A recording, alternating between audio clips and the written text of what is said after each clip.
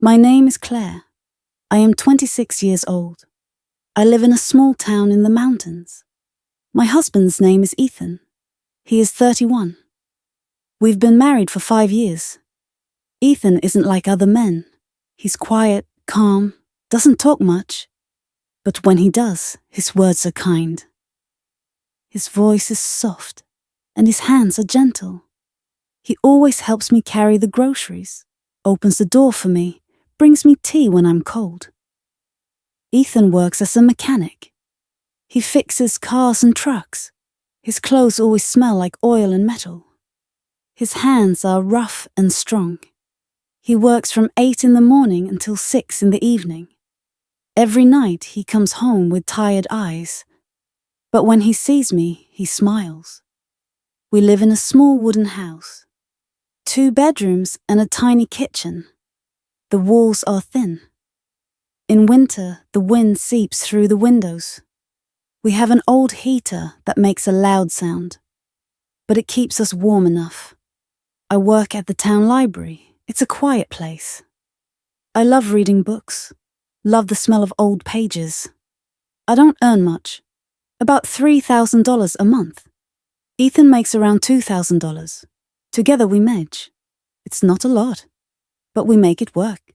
Still, sometimes I want more. I see other women in town, with new clothes, new phones, nice cars. Their husbands take them on trips. They post smiling photos by the sea, drinks in their hands. I look at Ethan. His shoes are old. His phone has a cracked screen. He doesn't care about money or style. He doesn't even have social media. He says, "Why would I need it? I already have everything I want." But do I? One evening, we were eating soup and bread at the dinner table. It was quiet. I asked, "Ethan, do you ever wish for more?" He looked up. "What do you mean? More money? A bigger house?" He paused, then softly said, "I wish I could give you more." His answer made my heart heavy. I didn't want to hurt him. I just wanted him to try harder, to dream bigger. "You're smart," I told him. "You could learn something new. Start your own garage. Be your own boss." He smiled, but it was sad. "I don't know how to run a business," he said. I felt frustrated. "Then learn. Try. You can't stay in the same place forever." He looked down at his bowl, said nothing. His silence made me angry. I started comparing him to others. Logan just bought a new truck. Zoe's husband is opening a business in the city. Everyone's moving forward. Why not you? He looked at me, and I saw the hurt in his eyes.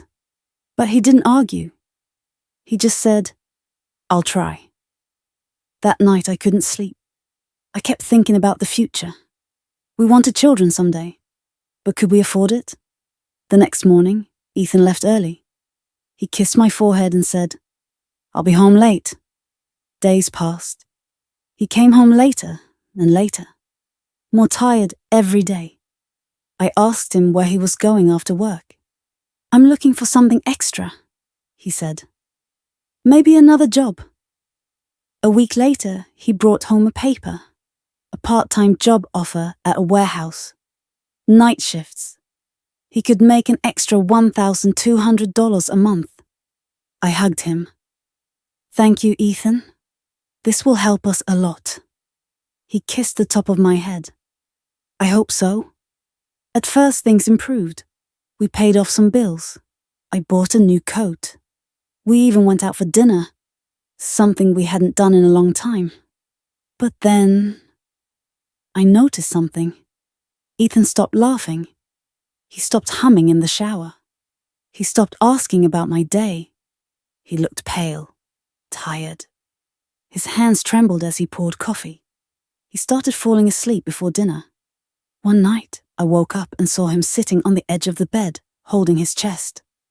"Ethan," I rushed to him. "Are you okay?" He nodded slowly. "Just tired," he whispered. I sat beside him, held his hand. "You're working too much. We need the money." he said. I want to give you a better life. Tears welled up in my eyes. I had pushed him. I made him feel like he wasn't enough.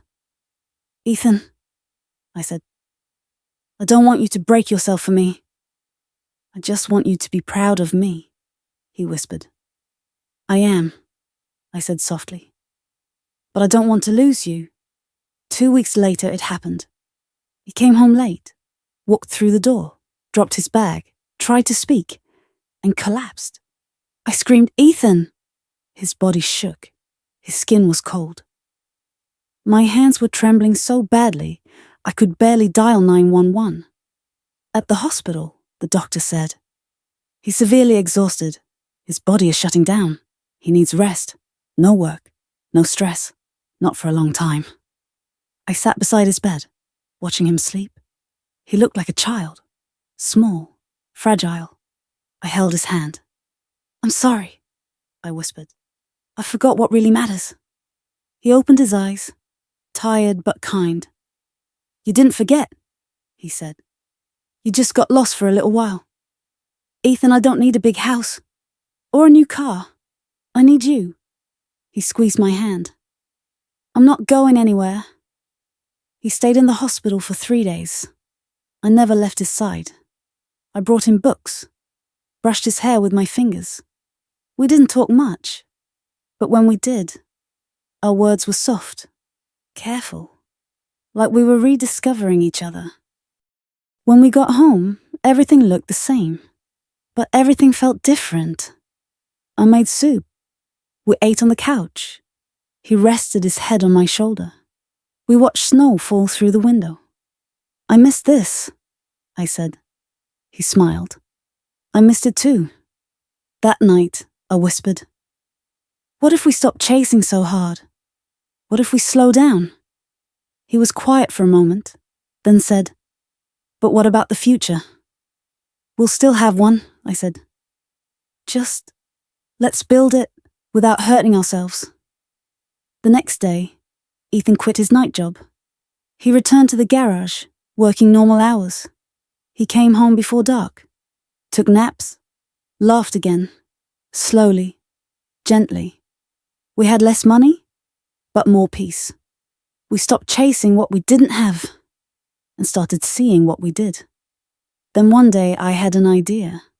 I stayed late at the library, looked up online courses, small business ideas. When I got home, I handed Ethan a folder. What if we started something together? He opened it. Inside were plans for a mobile car repair service.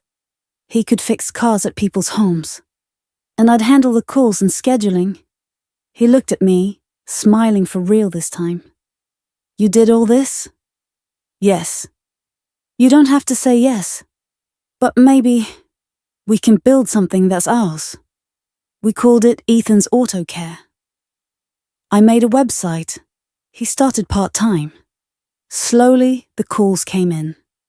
It wasn't big, but it was ours, and it was enough.